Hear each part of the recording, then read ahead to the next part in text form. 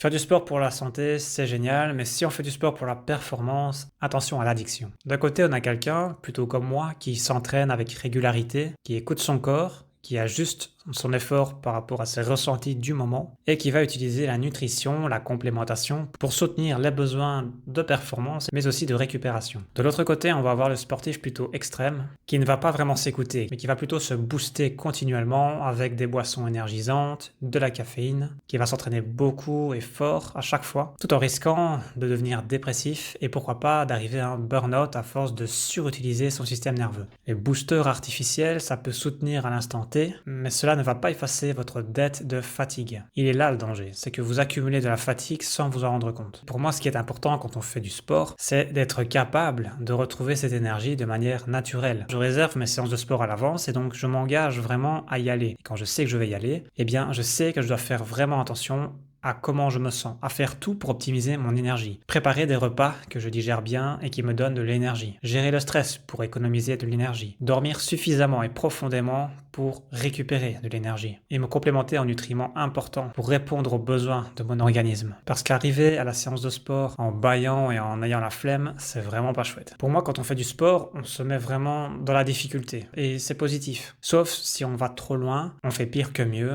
et l'objectif longévité n'est plus présent. Alors il faut se poser les bonnes questions. Est-ce qu'on fait ce sport pour la performance sans penser au lendemain ou au contraire est-ce qu'on le fait pour la longévité, pour avancer dans l'âge dans le meilleur état possible? Quel sportif êtes-vous? Celui qui en fait trop pour la performance ou celui qui en fait pour sa santé et sa longévité? Un excès d'entraînement peut engendrer des micro-traumatismes et donc évidemment le risque de blessure est plus élevé. Le cortisol est trop souvent en hausse, ce qui va impacter la qualité de récupération, impacter le système immunitaire et favoriser le stockage de graisse abdominale. Ajoutez à cela des troubles digestifs, d'une part à cause des excès de stimulants et d'autre part à cause du manque de repos. Et donc cela mène à un épuisement hormonal avec une baisse de testostérone, une fatigue chronique et une perte de motivation, voire burn-out. Pour le sportif santé, on va plutôt axer le carburant sur la nutrition et le repos. On va alterner entre l'entraînement et la récupération pour progresser durablement en limitant les blessures et préserver l'équilibre du système nerveux qui va favoriser un bon sommeil réparateur et une meilleure adaptation au stress. La testostérone et la dopamine sont alors optimisées pour une meilleure motivation, plus de force et un meilleur bien-être durable. Là, on est donc dans la longévité et la performance optimale. Et c'est personnellement ma vision des choses depuis plus de 10 ans. Alors si vous êtes incapable de faire une séance de sport sans booster, sans caféine, c'est qu'il y a un problème. C'est que vous accumulez de la fatigue sans l'écouter, sans la prendre en compte, ce qui peut mener à des problèmes avec le temps. Alors écoutez-vous.